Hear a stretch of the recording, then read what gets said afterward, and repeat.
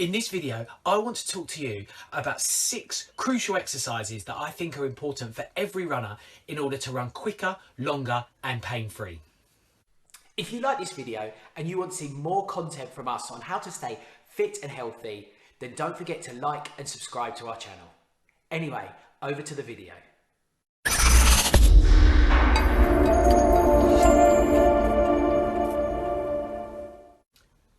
Now, before I start the main content of this video and talk through the exercises, I want to be clear that there's multiple exercises that can help with a runner's program, and it may be beneficial to be having a specific program built for you as an individual that may take into account your current strengths, weaknesses, flexibility, and any pain or injury that you may have.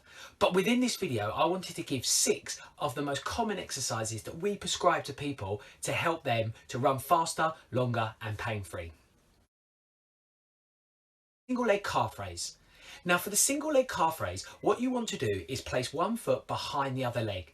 The exercise then involves you simply raising off the floor onto your toes, holding that position for a couple of seconds and then relaxing down towards the ground.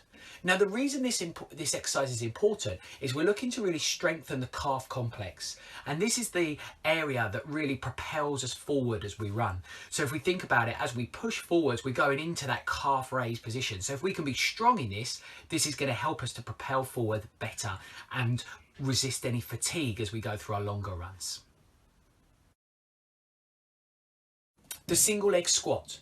Now we believe the single leg squat to be a really important exercise for runners, because as we land on the ground for our running stride, that's the process that we're going through. As that knee then goes over the toe, what you want then to be kicking in is some good amount of stability coming from your hip, and the ability to control that knee position as you go through that landing phase and into the propulsion phase for the next aspect of the gait or the running style. So if we can be strong in this single leg squat, that again is going to help us to not be fatiguing as we go through that stride or running any risk of damage or injury, and the strength will allow us to be doing that more efficiently.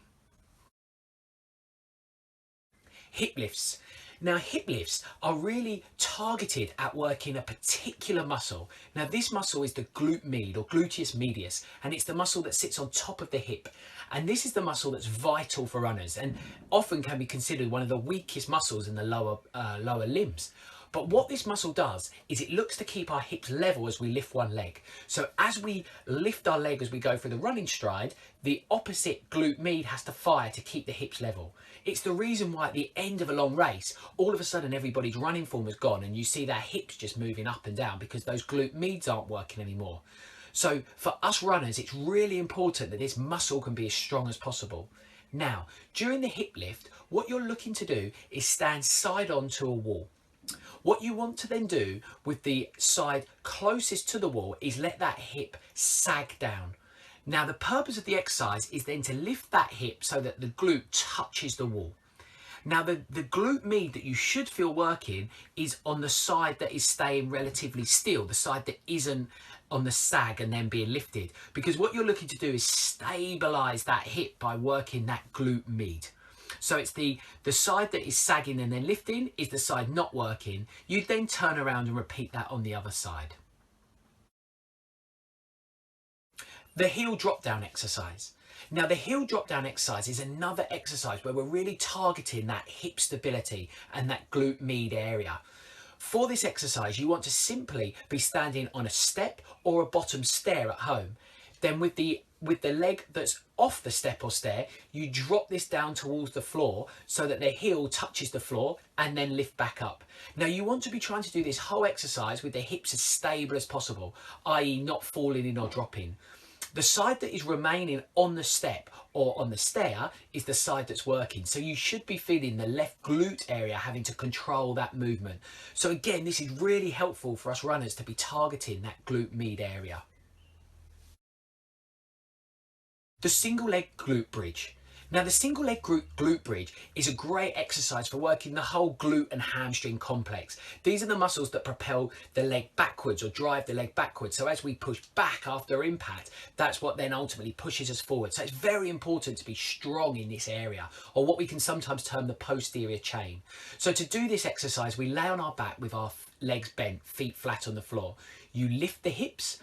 And then what you want to do is lift one leg so that that's in the straight line, so that the body and leg is all in a straight line. Now you simply drop the hips towards the floor without sort of touching the floor and lift back up to straight. And again, the side where the leg is lifted, it's the other side that's working. That's where you should be feeling the work happening in the glute areas. And it's a really great exercise to just test runners, and sometimes I might just ask runners to do it on the left and then the right hand side and just see how many reps they can do till fatigue. Is it the same left to right? It's a really good exercise at picking out imbalances that you may have, and then we can target those and repeat the test to see if we can correct those imbalances. Supermans with an arm and leg lift. Now, these are a great exercise at tackling the core stabilizing muscles around the spine. Very important for runners that as we're running and we're keeping our hips level, we also want to be having those stabilizing muscles work to keep the spine and hips level. So what we're looking to do this now, typical exercises around for core stability could be something like a plank exercise.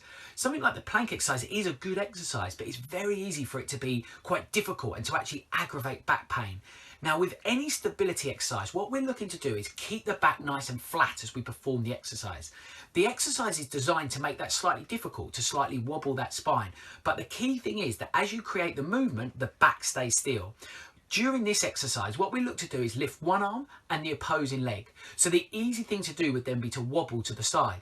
But by withstanding or restraining yourself from wobbling to side and keeping the back nice and level, you should feel your deep stomach muscles working. They're your core stability muscles working that are then there to protect that spine and give you added strength and stability. So it's a great exercise to do. When done well and under correct form, can be quite a difficult exercise, but slightly easier than something like the plank exercise.